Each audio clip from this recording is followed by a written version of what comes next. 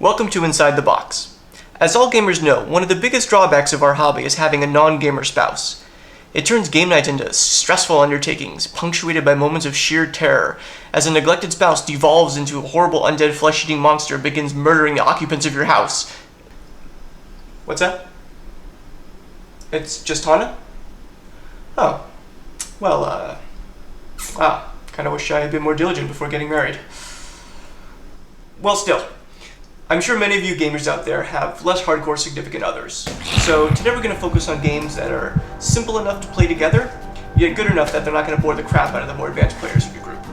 So today we present games to stop your wife from becoming a zombie.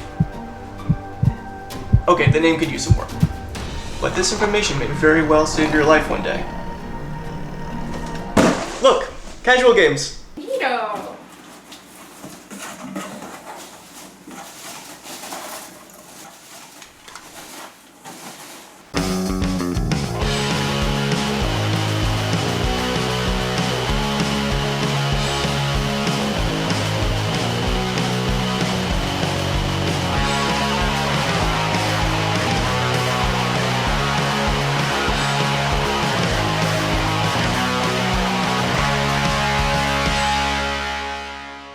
One of the best ways to get casual players into a game is theme. Choosing a game with the most interesting mechanics in the world isn't going to do a thing for someone who isn't already into gaming. But choosing a game with cool artwork, an exciting premise, or an already liked IP can really help bridge the gap between normal person and insatiable board game geek. So today we're going to focus on games that ooze theme, are quick to learn, and just sound awesome when you first describe them. So, what do you have for us today? This is Smash Up. It's a shuffle building game where you combine two pre-constructed decks and see what happens. Each faction in Smash Up consists of an iconic race from the tropes of the sci-fi, fantasy, or action genres. Dealing out the decks randomly can make for some pretty funny combinations of factions, such as robot ghosts. So are these robots that have been built to resemble ghosts, or robots that have died and come back as ghosts? Or dinosaur magicians. How do the dinosaurs cast spells if their arms are so short? They don't. You have dinosaurs and magicians. They're two separate things. The magicians are just magicians, and the dinosaurs are just dinosaurs. So then why are the dinosaurs made of metal? Okay, the dinosaurs are also robots. Well, wait, I thought I had robots. You have regular robots. He has dinosaur robots. Okay, looks like I get steampunk bears. And you get ninja zombies. Oh, of course. A racist caricature of my people. Okay, so, these are just silly cartoon ninjas. Look at these. Wait, you're mad about the zombies? Why is it that everyone thinks that zombies are nothing but slow-walking, emaciated flesh eaters? Because that sounds exactly like you. Look, this one looks like your uncle. Oh, yes, sir, Mr. Breather. Just want to eat them brains. Life privilege. What the hell, man? Contingency plan. Put the gun down, okay? Just put it down. All right, but I'm watching you, zombie sympathizer. After shuffling your two faction decks together, each player draws a starting hand and takes turns playing cards. There are two types of cards in your deck: minions and actions. You can play one of each on your turn. Minions are your troops on the ground. Things like Ninja Masters, War Raptors, or Man in a Hat. Really? Man in a hat? Each minion has a certain power value and a special ability. Minions are used to take control of bases and score points. Action cards can produce immediate effects like moving or killing minions, or ongoing effects like modifying the rules at a base. Here's a base card. A base is scored when it reaches its breakpoint, when the total power of all minions there exceeds a certain number. The top 3 players score the indicated amount of points. But since breakpoints are triggered by all players' minions, whenever you deploy your own guys, you're also putting your opponents one step closer to scoring. So the strategy involves figuring out which bases you can score right away, and which are far enough off from their breakpoint that you'll get to play another minion there before it scores. Or sometimes you can simply cash in on second or third place points with a little investment. Or you could do none of that and just play whatever card seems the most fun, or whichever one fucks with your opponent the most. This kills all you guys, right? Aww. Fine. I'm gonna play Haunting, the Ghostly Arrival, and then also a Spectre to score this base. And I sneak in and get first place. This is fucking ridiculous. Hardly. I'm going to commission a polar bear to the School of Wizardry to chase your ghost to the alien mothership, where my bear cubs are waiting to mow it down with a Gatling gun. Go fuck yourself. With so many different faction combinations, Smash Up has a lot of replay value. Each faction has a unique play style that fits its theme. Ninjas are sneaky, zombies come back from the dead, plants grow and multiply. New players can quickly grasp the strategies for each faction, making it a good party game. Despite this simplicity, some veterans of other card games can still take 5 minutes to take their fucking turns. Come on. The whole point of this was to not get murdered for once. Okay, if you guys are gonna gang up on me like this, I'm gonna take my time and figure out what the best play is. I'm bored. Okay, I think I've got it. Hi, honey. Jesus! You're screwed!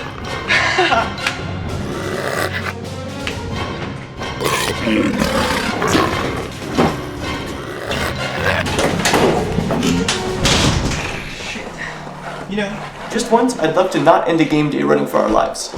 At least you killed Matt first. Okay, I have a plan. One of us has to put this on. Wait, is that the box? Yes, of course! We get whatever we need, like a machete or a zombie-proof suit of armor or a horror game. Really, Fox? Hey, we could use that. How? Welcome to Inside the Box. Today we present Games to Play. Games to play when you're about to die. Yay. Elder Sign is a game of atmosphere, mood, and terrible horrors from beyond the imagination. Horse? Shut up. Based on the Lovecraftian mythos of Cthulhu and other ancient evils, Elder Sign is a cooperative card and dice game where each player takes on the role of a character trying to stop the coming apocalypse. You play as archetypes such as the Professor, the Private Eye, or the Whore, Ha! I knew it! all working together to prevent the end of days. Each has a unique special ability and varying levels of stamina and sanity with which to cope against the unspeakable terror. And the danger of imminent death really does set the perfect mood for this game. Whether you're stuck in a free-falling elevator, or trapped in a bathroom with a zombie trying to claw its way through the door. Wait, do you hear anything? No? Why did she stop? That sounds fun. Can I play too?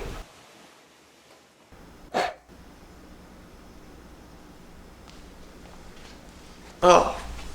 No, he's already starting to stink. No, that's just his usual stench. Oh. So, should we just use the other table then, or? It's what he would have wanted. I'm not dead! Do you guys want some cookies? Yeah, that'd be good. After finding signs in an old museum pointing to the awakening of an ancient evil, you must complete adventures, defeat monsters, and discover enough Elder Sign sigils to stop the ancient from entering our world. Okay, I'll go first. So each turn you get to choose where in the museum to go. These adventure cards represent certain areas of the museum to investigate or obstacles to overcome. So you can either choose one of these, or you can go to different wings of the museum, like the first aid station to heal up, or the souvenir shop to stock up on supplies. Do they have astronaut ice cream? In this museum that holds an unfathomable horror heralding the doom of humanity in its walls? Yeah. No, I don't think they have ice cream. What kind of museum gift shop doesn't have astronaut ice cream? The kind of museum that holds the perilous fate of humanity in balance. It would be better with ice cream, just saying. Okay. I don't think you're in the right frame of mind, that's all. So, where should I go? This one looks good. Okay, I'll investigate the remains of the High Priest. To complete an adventure, each task on the card needs to be completed by placing the corresponding dice faces on each square. But you only get one roll. If you can complete one task, you place those dice there and roll the rest of the dice again to complete subsequent tasks. You can save one die between rolls by placing it on your character token to focus on it. If you fail a roll, you remove one dice and roll again. If all tasks are completed, your character is rewarded with new items, clues, or elder signs. Yay, I did it! So what do I win? Unique item, and a clue? And what's this icon? A curse. Okay. But I won. Yeah, you won a curse. Did you fuck me? Damn it. Give me the curse die. Items can be used to activate extra dice for a turn. Magic spells can store rules for future use, and allies can be recruited to assist you with their special skills. Each time an adventure is overcome, a new avenue opens up, and every turn the clock of doom ticks one step ahead. At every stroke of midnight, the Ancient grows in strength, coming ever closer to his awakening. Midnight also triggers a new effect or releases a monster, creating additional threats the players must deal with. The clock ticking slowly toward doom is very flavorful, and really helps to sell the Lovecraftian theme. Knowing that the end is coming ever nearer, and there's nothing you can do to stop it, and that each day brings forth a surprising new twist. Additionally, each adventure has flavor text on it that really helps to sell the theme. If you're a fan of the mythos, Elder Sign is a good yet simple game to explore this world. We recommend playing it at night, with a dead body in the room. Not dead. And the unsettling knowledge that at any time one of your players could explode into a bloody murder frenzy should they get bored. Good times.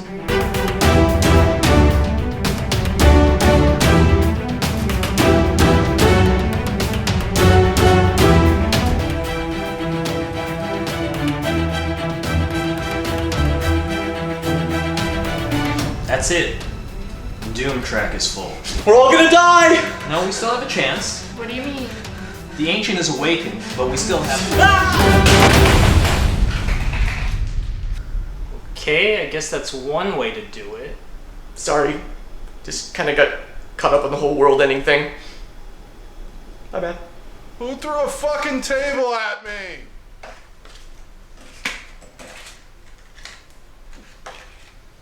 After the Ancient awakens, the only recourse is for the players to fight him directly.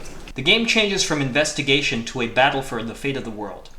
This fight is heavily skewed against the players, and most of them will die, but the survivors who manage to persevere can rest assured that they've saved humanity. Well, that sounds fun. Yeah, it is.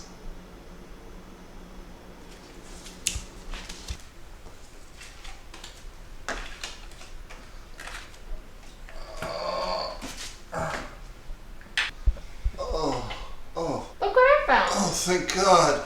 Oh, fucking zombies. What? Oh, another racist zombie stereotype. Wonderful. Hey, it's your uncle again. Why did they have to put zombie racism in everything? Well, zombies are like cannon fodder in horror games. They're the slowest, stupidest... Okay, see, a normal zombie can't do that. No, you're not a zombie, so you don't know. You don't have to watch as your people are killed in every movie and video game they're in. Whenever a zombie shows up, you know he's gonna end up dead or be the bad guy. He never gets the girl. Why is it still acceptable for people to be racist against zombies? Hey, it's just a game, okay? We're all with you here. No one takes the plight of your people as seriously as we do, okay? Hey guys, you wanna play Zombicide?